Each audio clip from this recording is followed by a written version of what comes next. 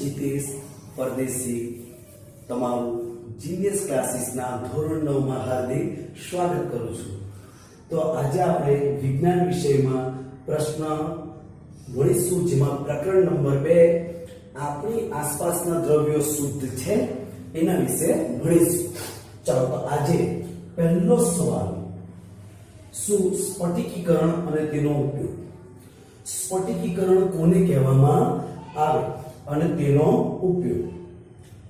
આપણે નાના ધોરણોમાં એવું ભણી ગયા છે કે પેટ્રોલનું વિભાગ કે મિશ્રણ, એવી રીતે મીઠાનું શુદ્ધિકરણ। શું મીઠાનું શુદ્ધિકરણ?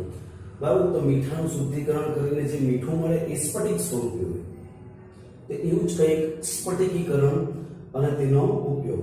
ચાલો, દ્રાવણમાંથી શુદ્ધ સ્ફટિક મેળવવાની ક્રિયાને દ્રાવણમાંથી શુદ્ધ સ્ફટિક મેળવવાની ક્રિયાને શું કહેવાય? સ્ફટિકીકરણ। શું કહેવામાં આવે? સ્ફટિકીકરણ। દ્રાવણમાંથી ઘન પદાર્થના શુદ્ધ કણો, દ્રાવણમાંથી ઘન પદાર્થના શુદ્ધ કણો સ્ફટિક સ્વરૂપે મેળવવાની ક્રિયા। દ્રાવણમાંથી, આ એક દ્રાવણ છે, દ્રાવણમાંથી શું ઘન પદાર્થના કણો શુદ્ધ સ્ફટિક સ્વરૂપે મેળવવાની ક્રિયાને શું કહેવાય? સ્ફટિકીકરણ। બરાબર, તો આ શું થઈ? એની વ્યાખ્યા। આ શું થઈ? એની વ્યાખ્યા કે દ્રાવણમાંથી ઘન પદાર્થોને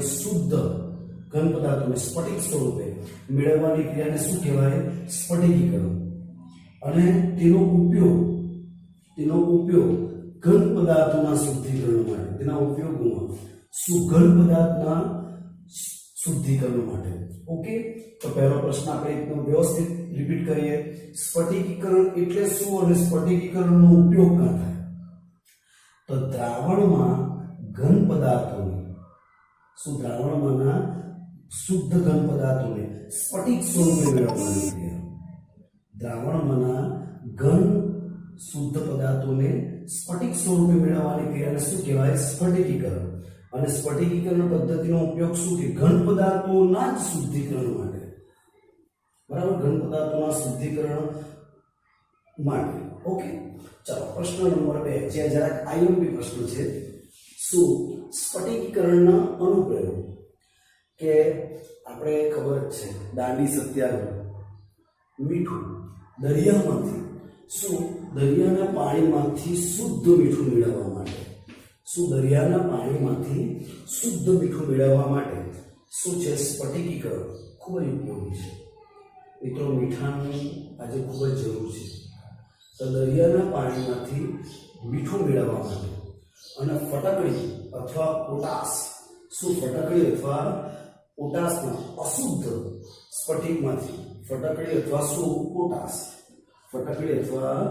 પોટાશના અશુદ્ધ સ્ફટિકમાંથી શુદ્ધ સ્ફટિક મેળવવા માટે શું સ્ફટિકીકરણનો ઉપયોગ થાય? ચલો તો આપણે સવાલ રિપીટ કરીએ।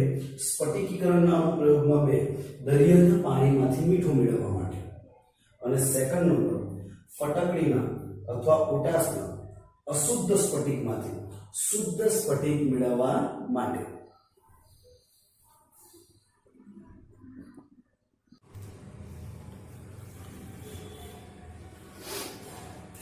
તો મિત્રો, આજે આપણે હવે પ્રશ્ન નંબર 3 ભણીશું કે સ્ફટિકીકરણ અને બાષ્પીભવન આ બેમાં ચડિયાતી પદ્ધતિ કઈ છે? સ્ફટિકીકરણ ચડિયાતી છે કે બાષ્પીભવન?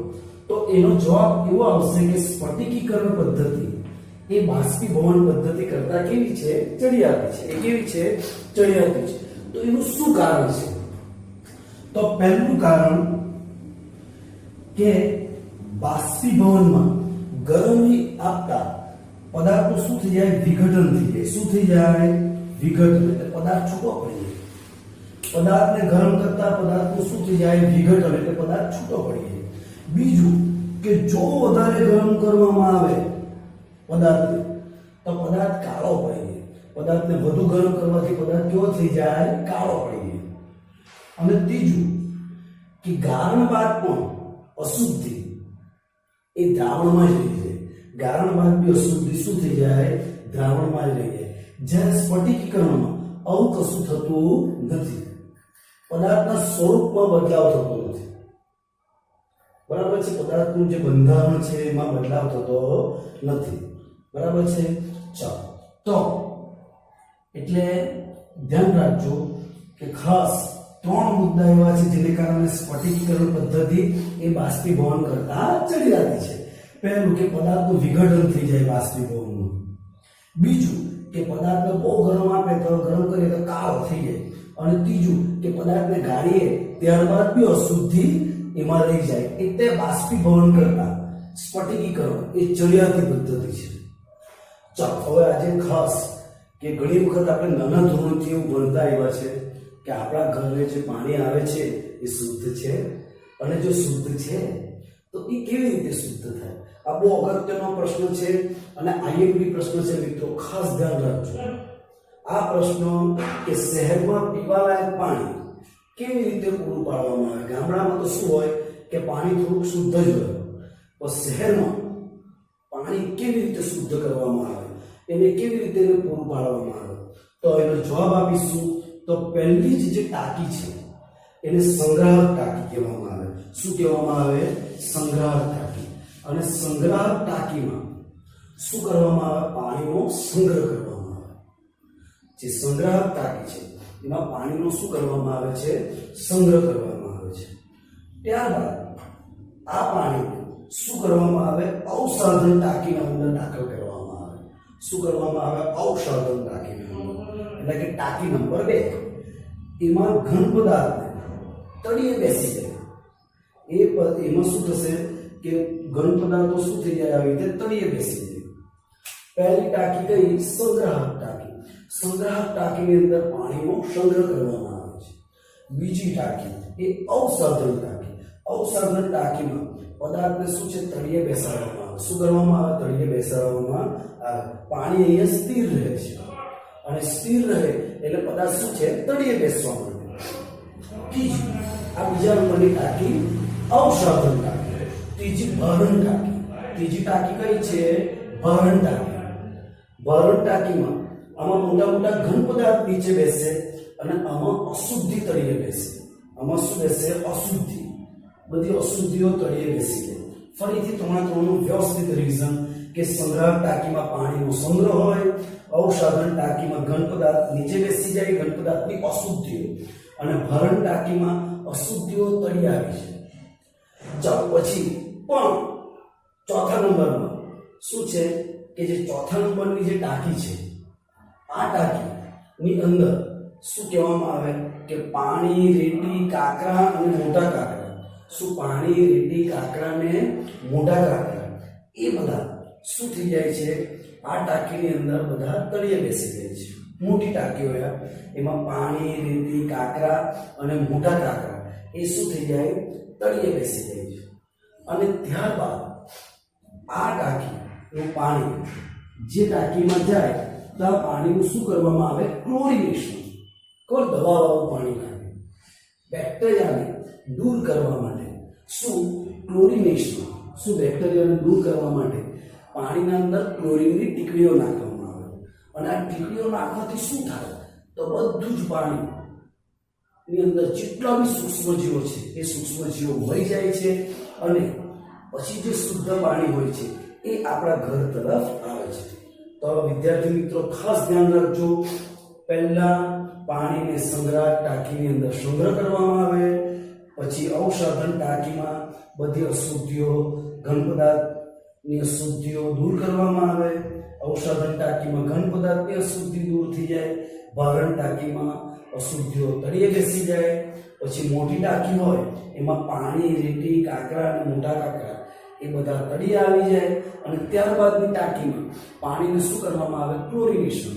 અને ક્લોરિનેશન કરવાથી બધા જ પ્રકારના બેક્ટેરિયા શું થઈ જાય? નાશ થાય. અને આ રીતે જે પાણી આગળ આવે છે, બરાબર છે, જે પાણી જે આગળ આવે એ આપણે ઘરમાં એનો ઉપયોગ કરીએ છીએ. બરાબર છે? તો આ બહુ જ આઈએમપી સવાલ કે શહેરમાં પીવાલાયક પાણી કેવી રીતે પૂરું પાડવામાં આવે છે, અને ખાસ એને આપણે ધ્યાન પર લેવાનું છે.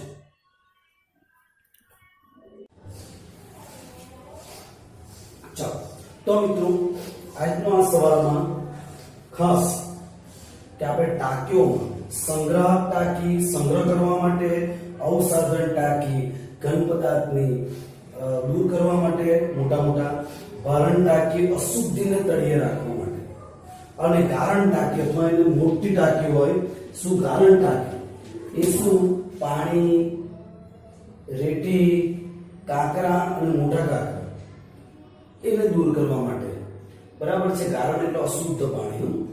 અને લાસ્ટ જે આ ટાંકી છે એ બેક્ટેરિયા દૂર કરવા માટે, ક્લોરિનેશન માટેની ટાંકી છે. તો આજે આપણે કુલ 4 પ્રશ્નો ભણ્યા. પહેલો પ્રશ્ન આપણે શું ભણ્યા? સ્ફટિકીકરણ એટલે શું અને તેનો ઉપયોગ ક્યાં થાય છે. ચાલો બીજો પ્રશ્ન આપણે શું ભણ્યા કે સ્ફટિકીકરણ પદ્ધતિના અનુપ્રયોગો. ત્રીજો પ્રશ્ન આપણે શું ભણ્યા? સ્ફટિકીકરણ એ બાષ્પીભવન કરતા ચડિયાતી પદ્ધતિ છે. અને ચોથો પોઈન્ટ કે શહેરમાં પીવાલાયક પાણી કેવી રીતે પૂરું પાડવામાં આવે છે. ઓકે, તો વ્યવસ્થિત પ્રશ્નો તમારી નોટમાં લખજો.